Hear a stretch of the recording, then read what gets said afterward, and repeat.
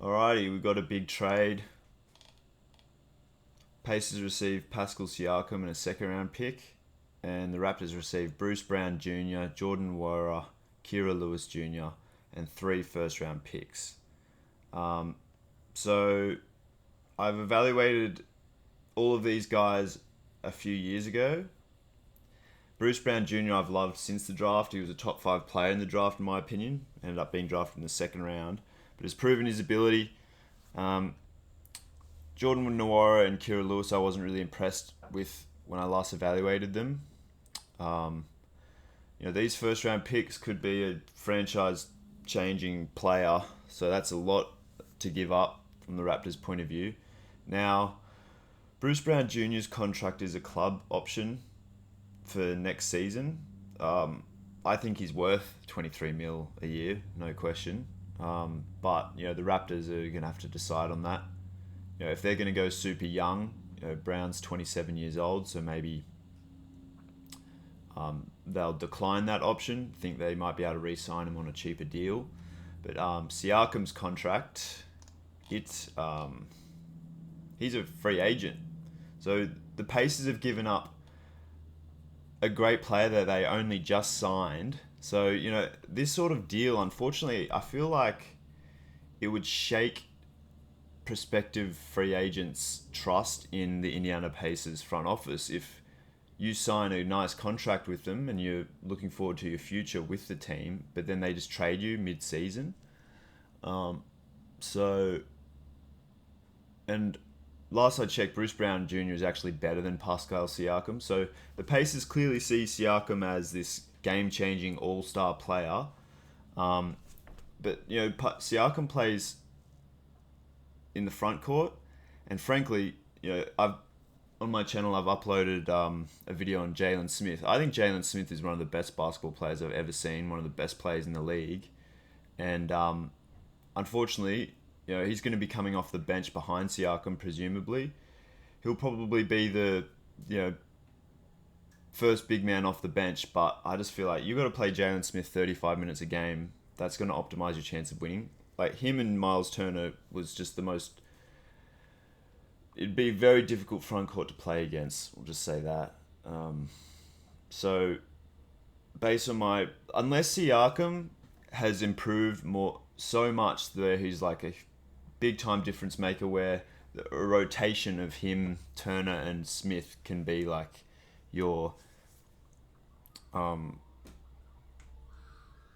like championship winning combination. I think this is a massive L from the Pacers, but we'll see. We'll see. I don't think Bruce Brown Jr. was actually getting many minutes. Or was he injured or something like that? Because I think the Pacers play a lot of guys. So on $23 million a year and getting this amount of minutes, still a decent amount of minutes. So, yeah, but we'll evaluate Siakam and see if he's worth giving up all of these assets, right? Here he is, number 43 on the Raptors. Holding arms out wide to make his presence felt. Immediately lets Horford get behind him, which I'm not a fan of.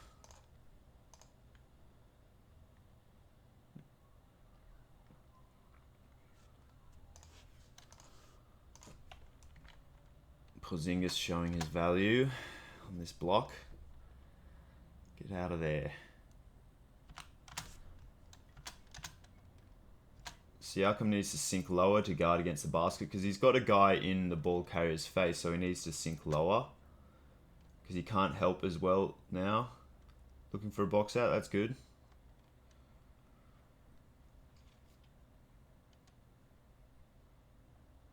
Nice pass there. Pretty decent handles. Helping on defense. Which essentially might have caused a turnover.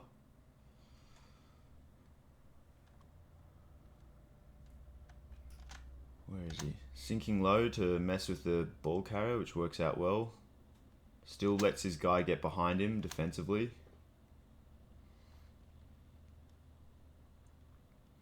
It's kind of smart for the Raptors to be trading away their good players because they're a higher chance to actually keep their first round pick. So the Raptors are suddenly just absolutely loaded up with draft picks. So the league's doing them a favor because if they were to be competitive, they would lose out on their own first round pick, and I'm pretty sure only have like 1 or 2 second round picks. So yeah, where's Siakam? Bit of a charge there, I'd say. But whatever.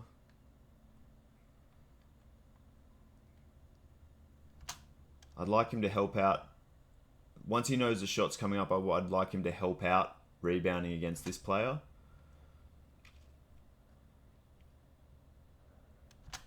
Like him to sink lower. Sink low, sink low. This guy's about to cut past you. If White had have attacked this cut more, right? If White had really attacked, Porzingis could have passed it to him in an open layup. You know, Siakam's too far forward here, using his hands, which, you know, if a ref's being fussy, could call a foul on, I suppose.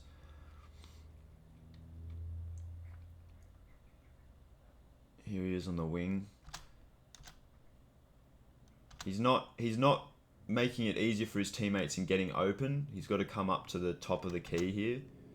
Because look, now Barrett is one of 2 options: shoot or pass to this guy. He's going to have a very hard time passing to any of his teammates because Siakam's got to come around here. I mean, Siakam should really be almost behind Barrett at this point, and then that could be an open 3. So he's not moving off the ball very well.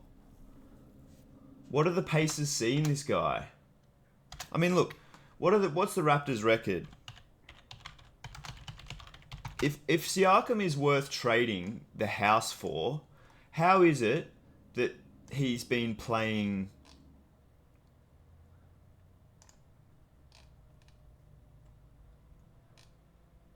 almost 35 minutes a game, and his team have won 15 games and lost 25. He's not the guy. Okay? So, yeah, he's putting up big numbers, but, like, you know, what's his usage rate say? Because the usage rate is an indicator of how much ball he's getting and therefore what kind of numbers he can put up.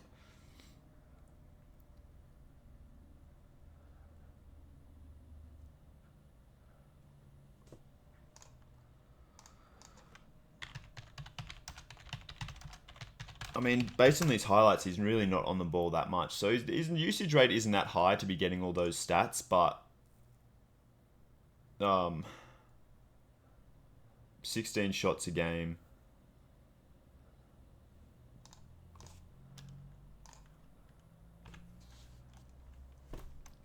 So he's in the corner again.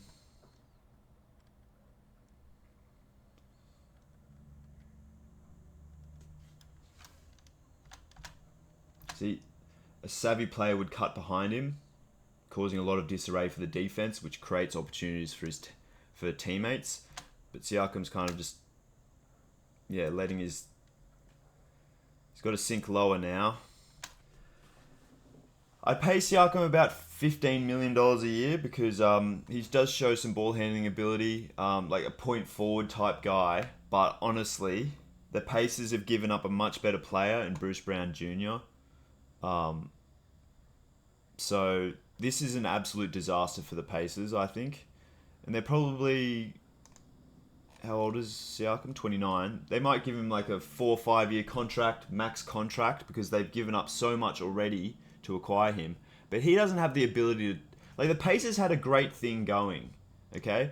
Like, watching their highlights with Jalen Smith, you know, they've won... When Jalen Smith has... They've won like 9 of their last 11. So they're on a roll, right? You know, 7-3 in the last 10. So they're a hot team. But they've messed with that now by trading Bruce Brown Jr. like a real glue guy, like hustles, can knock down threes, can do a bit of ball handling. They've traded him away for Siakam, who, by all accounts, is a lazy player offensively when he doesn't have the ball, just stands and watches. And defensively, if you have any ability to move off the ball, you can expose him. and he doesn't help out at the rim enough. So, you know, it's a lose-lose situation for the Pacers. They've just messed up their evaluation. Either Siakam leaves in free agency, because there was some news saying that he wasn't going to commit to re-signing anywhere except the Raptors or something. So either he leaves in free agency and the Pacers must have a guarantee that Siakam will re-sign, because otherwise they wouldn't trade away so many assets for him. But they're going to give him a massive deal, and he's just not, unless it is for $15 million a year, I just don't think the Pacers are going to recoup their value. So the Pacers had a good thing going. You know, Jalen Smith was getting his minutes. Miles Turner was putting in excellent performances. Who else was balling out for them? Benedict Mathurin was, I think, coming off the bench and doing some good things. TJ McConnell as well. You know, Tyrese Halliburton was doing all this flashy kind of more style over substance type stuff. But he's a decent player. But I really think, you know, the Pacers, you could see a bloody losing streak for the Pacers at this point. Like, I think it's going to blow up in their face. And yeah, like I said, a free agent's going to want to sign with Indiana if they think that they might just get traded mid-season, like Bruce Brown was. So at this point, it's a big L for the Pacers, and it could really stymie what was some really promising signs that they were finally getting back into. Like, they got blown out by the Jazz somehow, so maybe that doesn't really support my argument. Obi Toppin was a good pickup for them too. He's a baller. Buddy Hield's solid. So I just really think they had something good going, even though they got beaten by the Jazz. And yeah, but sorry, Pacers fans. I really don't think this is going to work out well for you, but we'll see. I just don't think Siakam's that guy. You know, I'd be content with him being like the 8th guy on my team. You know, coming off the bench, giving 10 to 15 minutes a game. He's not going to be your like the guy to propel you to championship contention. If you want to see more evaluations from me, then I recommend that you go to my channel, hit this link. We got some exclusive content here. Demontre Tuggle, one of the best gridiron players in the world. We've got some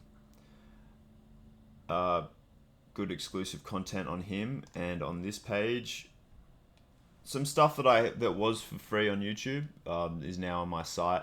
Some free stuff, and then tier 1 and tier 2 things. If you want to see me get punched in the face, you can.